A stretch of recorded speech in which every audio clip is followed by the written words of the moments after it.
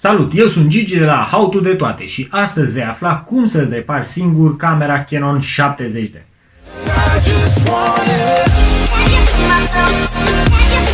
În primul rând trebuie să știți că puteți fi norocoși sau ghinioniști, așa că dacă camera ta nu mai pornește, trebuie să începi să te rogi.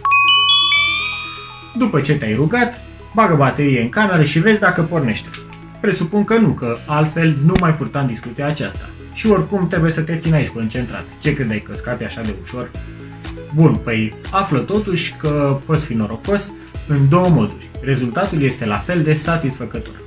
Știți și voi că 70D-ul nu pornește dacă ușița bateriei sau cea a cardului de memorie sunt deschise. Dacă ne uităm la locașul bateriei, observăm aici un contact. Apăsarea contactului îi spune camerei că s-a închis ușița bateriei și astfel aparatul pornește. Introduceți acumulatorul și încercați să comutați contactul spre corpul camerei. Apăsați acest contact cu un creion sau orice unealtă cu care puteți ajunge acolo.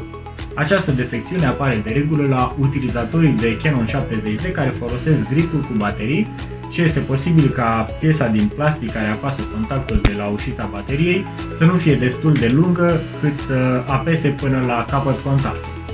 Al doilea contact despre care vă vorbeam este cel de la ușița cardului de memorie. Ușița colisează și dacă vă uitați are un contact în partea de dreapta, iar pe ușă este un pin din plastic. Încercați aceeași metodă pe care am folosit-o la ușița bateriei, iar dacă pornește, puteți să desfaceți șampania. Din păcate la mine nu au funcționat aceste metode, iar după multe căutări pe forumuri am stabilit că placa de bază este defectă și trebuie să o înlocuiesc. Am urmărit multe clipuri pe YouTube pentru a vedea dacă înlocuirea plăcii de bază este dificilă și pentru că sunt cât de cât priceput și în plus îmi place aventura, am decis că este momentul să-mi încordez mușchii în camera mea. Am pornit căutările pe site-urile din China pentru a găsi placa de bază potrivită. Am citit sute de review-uri, iar cea mai ieftină pe care am găsit-o la un preț de $150. Prea îmi place să-mi bag nasul în toate și după un pahar de vin, o voce din capul meu mă întreba: dar dacă e ceva minor, un contact desprins pe placă, un fir dezlipit, ia desfăltul priceputului, ia vezi ce e în el. Am rezistat cu greu tentației, dar am rezistat. Și nu că nu aș fi făcut-o, dar nu aveam la îndemână o șurubelniță cu care să desfac aparatul. În schimb am făcut cea mai inspirată mișcare din câte puteam să fac. Am pus mâna pe laptop și am trimis un e-mail către Service Canon. Se numește Chris Professional Service din București. Merită să le fac puțină reclamă și vă spun imediat de ce. A fost cel mai simplu e-mail pe care l-am trimis vreodată. De regulă compun mesaje pompoase, argumentate, menite să prezinte ideea cât mai detaliat. Însă de data aceasta am scris doar atât: bună seara, am un Canon 70D care nu mai pornește. Cât mă costă să înlocuiesc placa de bază? Vă spun sincer că nu aveam nici cea mai mică speranță de a primi un preț mai mic de 15-16 milioane. A doua zi de dimineață primesc e-mail de la service care zicea așa: schimbarea plăcii de bază costă undeva la 1300 de lei cu tot cu manoperă, însă dacă aveți noroc și primele două cifre ale seriei sunt mai mici de 22, înlocuirea plăcii de bază se face gratuit. Vă spun sincer că mi-era și teamă să întorc camera să mă uit la serie. Până la urmă întorc și mă uit pe spate care e serie.